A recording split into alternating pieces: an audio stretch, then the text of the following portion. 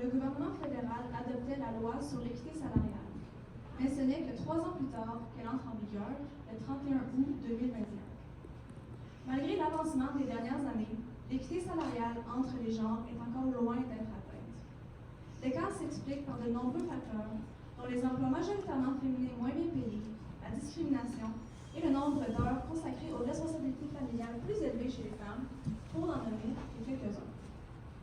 Au cours des 30 dernières années, le nombre de femmes sur le marché de l'emploi a considérablement augmenté au Canada, y compris dans les secteurs traditionnellement occupés par les hommes.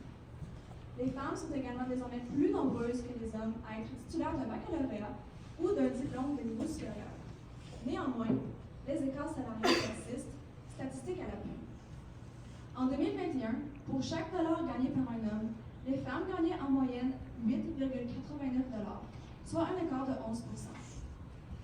Si l'on regarde les gains annuels moyens des hommes et des femmes en emploi, on observe que l'écart des revenus grimpe à 27 %. Ce chiffre brosse un portrait plus fidèle de la réalité, puisqu'il tient compte du fait que les femmes sont plus nombreuses que les hommes à travailler à temps partiel. Une travailleuse sur 4 est à temps partiel, contre un homme sur 10.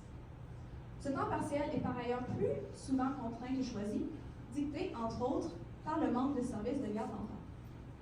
Notons par ailleurs que les écarts se creusent encore davantage pour les femmes à la croisée des oppressions. Pour chaque dollar gagné par un homme, une femme autochtone gagne 0,65 $. Une femme porteuse d'un handicap, 0,54 $ et une femme racialisée, 0,67 $. Aujourd'hui, le 8 mars, est une occasion de rappeler le chemin qui reste à faire. C'est également le temps d'éduquer sur les raisons, les réalités et les répercussions de cette injustice touchant les femmes. Pour corriger une injustice, il faut avant tout la reconnaître. Faire comprendre que l'équité salariale n'est pas un salaire égal pour un travail égal, mais bien un salaire égal pour un travail de valeur égale ou équivalente.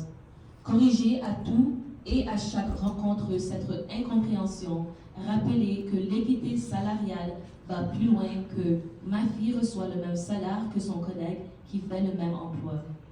Et surtout, effacer à tout jamais cette croyance que la valeur du travail des femmes est inférieure à celle du travail des hommes.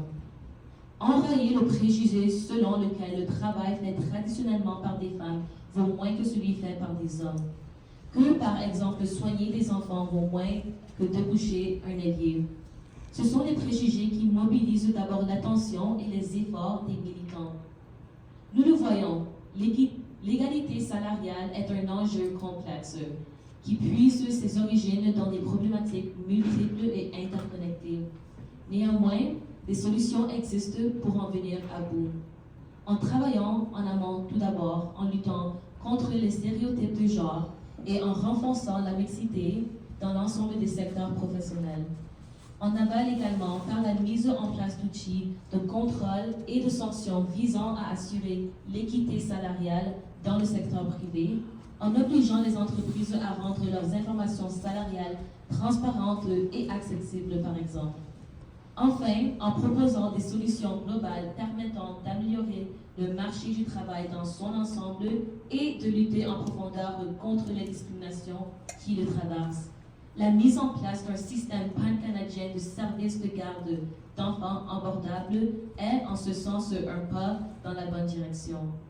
Encourageons les membres de nos communautés francophones et acadiennes à se joindre à nous et à revendiquer des actions concrètes de la part de nos gouvernements.